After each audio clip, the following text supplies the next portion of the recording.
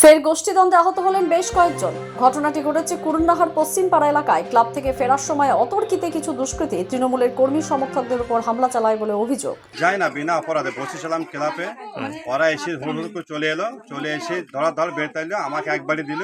আমি কোনো রকম করে যান বাঁচি, আমি একটা বাড়ি ঢুকে পড়ি। তারপরে আমার আব্বা নামাজ পড়ে বেরিয়ে এসে আমার আব্বাকে বেধড়ক মেরেছে এবং গুরুতর জখম আছে। ওটা 6:30 কি 7টার দিকে এরকম টাইমে জখম হওয়ার, ইনজুরি হওয়ার পর একদম হসপিটাল যখন অ্যাডমিট হয় তখন পুলিশ ঢুকেছে। এখন চাইছি নিরপেক্ষ তদন্ত হোক এবং শাস্তি চাই।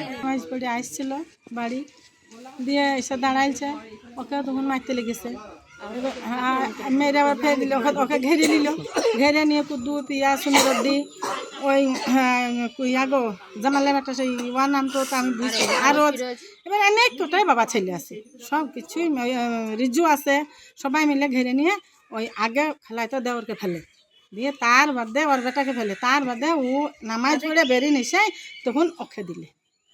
অভিযোগের তীর তৃণমূলেরই আরেক গোষ্ঠীর দিকে। এই ঘটনায় মোট 5 জন আহত হয়েছেন। আহতদের প্রথমে লাভপুর গ্রামীণ হসপিটালে নিয়ে যাওয়া হয়, পরে তাদের বোলপুর মহকুমা হসপিটালে স্থানান্তরিত করা হয়।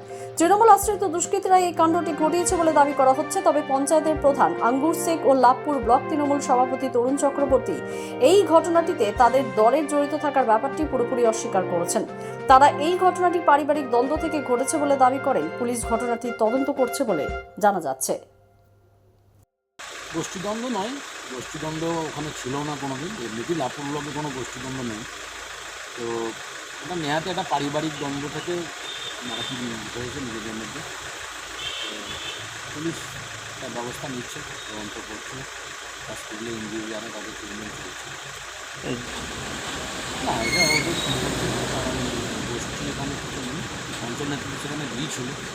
হ্যাঁ, তো এটা নেহাতি অমূলক বলছে, গোষ্ঠীদ্বন্দ্বের কিছু নেই, ওদের নিজেদের বিবাহ। না, ও খুব ভালো ছেলে, শান্ত ছেলে, ওকে এরকম মানে ওর ট্র্যাক রেকর্ড খুব ভালো, সবসময় শান্তি পরিবেশ বজায় রাখার চেষ্টা করে, ওখানে দিয়েছিল, তার রাতেই দিয়েছিল। দ্য সহজ পাঠ, সহজ কথা, সঠিক তথ্য।